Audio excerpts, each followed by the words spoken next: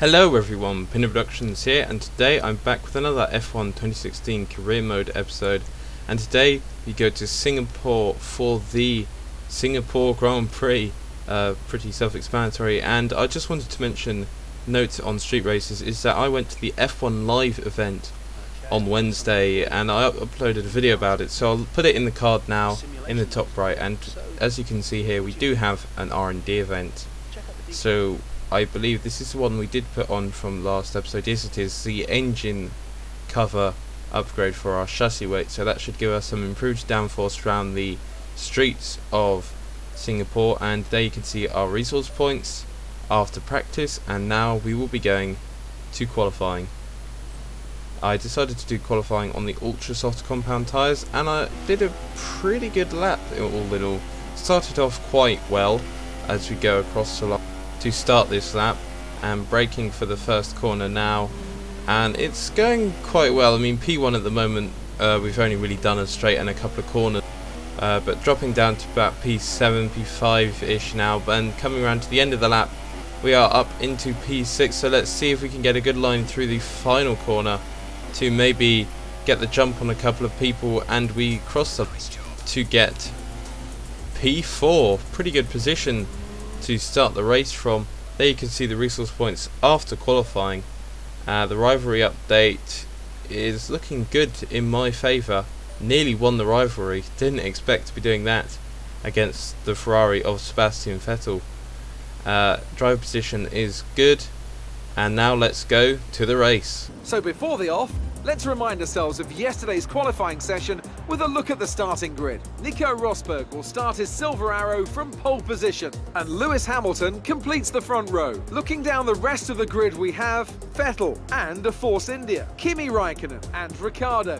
So here is my race strategy. I decided to put a little bit of extra fuel on as we go to the 5 red lights at the start of this Singapore Grand Prix, and it's away we go from P4 on the grid, and it looks like a good start. Sebastian Vettel tries to go up the inside of Nico Rosberg but can't quite get the room, and it looks like I've made the move up into P3 briefly, but Sebastian Vettel gets his position back, and that puts me back down into P4. You can see Kimi Raikkonen getting up close behind me there as we go down towards where we would be at the DRS activation point. And now we go flying on the straight, putting it up into rich mix, going under some of the bridges now. And I'm going to try and get a late dive bomb move on Sebastian Vettel. Can I go up the inside of Nico Rosberg as well? Yes, I can. Up into P2 now in the race. Sorry, Lewis Hamilton, not Nico Rosberg. Rosberg is still in P1 just ahead of me there. So this has been a very good start to the race in my Force India.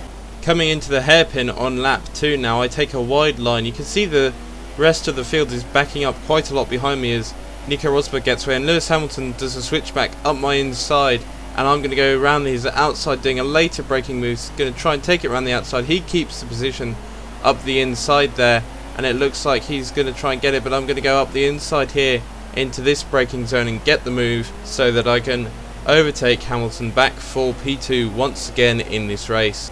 I decided to wait until lap 7 to make my pit stop because the tyre wear was very good as I take a rough line into the pits. My teammate Sergio Perez gets P1, so I don't know if he's been forced to take a long stint as well because I've taken a long stint. I wish the AI would come in, or maybe there was a team radio thing to say I'm staying out. That would be a good feature in the next game, come to mention it. But let's see what position we finish in. I believe most of the other front runners or people who were at the front earlier in the race have made their pit stop. Hamilton has made the jump on me and is now ahead in this race, and it looks like Sebastian Vettel is also going to try and get ahead of me, and he has got ahead of me. Luckily I will be able to get DRS on him, I hope. I'm going to put it up into rich mix along here, and Kimi Raikkonen is behind me, so he will also get DRS on me. As we come towards the DRS zone, activating DRS, am I going to be close enough to Sebastian Vettel? It looks like he's getting away there on this straight at the moment. Am I going to be able to make a late diving move into the corner? No, I can't, and Sebastian Vettel gets to keep his position. Now at the start of lap 9, I re-overtake my teammate as he makes his pit stop, which puts me up into P12. He was the only person pitting that time round, and I'm now a bit closer to Sebastian Vettel, who is in P11, obviously overtaking my teammate while he made his stop. And so as we go now, we come towards the DRS section. Am I going to be close enough this time round to make an overtake on Sebastian Vettel into the braking zone? As we come slipstreaming DRS, am I close enough? No, I'm not close enough this time around to make the overtake on Sebastian Vettel. And now on the mini-map at the end of lap 9, it looks like some more cars are coming into the pits, and there goes Pascal Verlon you saw on the left corner there. And I'm making up a few positions. What position am I going to be in? P8 it looks like at the end of the pit straight, and it looks like I'm gaining time on Vettel and Hamilton as they're being held up by Rio Haryanto, so hopefully they'll get DRS on both of them, although they will both get DRS on each other and Rio Haryanto in front of them. But I'm going to put DRS on anyway to see if I can gain on Sebastian Vettel. As we go towards the braking zone now, braking late, can I make the move? Just about cutting the corner, not quite close enough once again. Can I make the move up here? No, I can't. I'm not close enough to make any moves on Sebastian Vettel at the moment. Now coming towards the final sector of this lap, I'm looking to make some moves on the cars ahead, and I go down the inside of Sebastian Vettel, very close to the rear end of Lewis Hamilton and his gearbox, but I have made the move up into P7. I'm going to be hoping to get DRS on these cars on the pit straight, so I'm just going to have to try and stick with Hamilton through this sector. I've been slowest through the last sector compared to the other two sectors, so we'll see how I can go. Rio Haryanto dives into the pits now, and I'm going to get gaining on Lewis Hamilton, put DRS on, and I'm going to go moving to the inside here, and I go into P2 in this race once again ahead of Lewis Hamilton, and I'm going to have to defend now because we are coming up to a DRS straight where Hamilton should get DRS on me as I brake, and I'm going to go wide. This is not what I wanted as I go past the DRS activation, and so does Lewis Hamilton. I need to keep all my pressure away, and looks like Hamilton and Vettel are battling behind me. Looks like Vettel has got ahead of Lewis Hamilton, and he is now up into P3. So it looks like it's three different teams on the podium at the moment. We'll see if we can keep ahead of Sebastian Vettel. Luckily no more DRS at the moment as I go a little bit wide, and hopefully that means I can defend the position for now. Towards the end of lap 11, Daniel Ricciardo had some issues, so let's see on the replay camera what those issues were.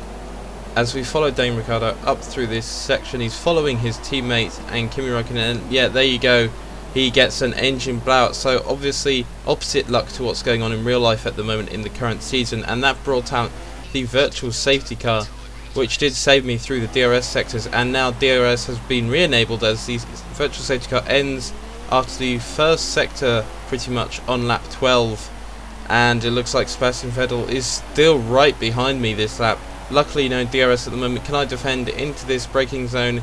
Yes I can, luckily, and that keeps him behind. We're going to have to defend hard into the hairpin though, so that I can stop Vettel doing what Hamilton did to me earlier on in the race. As I break into the hairpin now, going to try and hold my position, and up onto the straight we go, putting it into rich mix to try and get as much speed as possible on the straight. I'm going to keep to the inside, and actually no, I switched to the outside just at the last second, and I am able to keep my position ahead of Sebastian Vettel.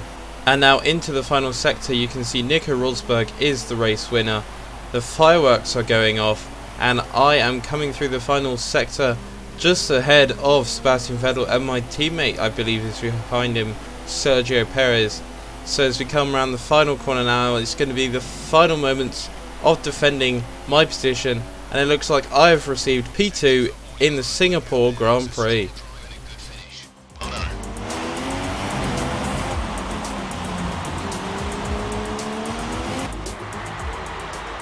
A great win then for the Mercedes team today. Anthony, what do you think made the difference here? It was a question of right place, right time today. We were looking at an entirely different race before the safety car came out, but they were able to take full advantage after the field had been bunched up. So as I say that, we can see the drivers coming out now to collect their trophies. It's yet more silverware to take back to their base in Brackley after another excellent Grand Prix.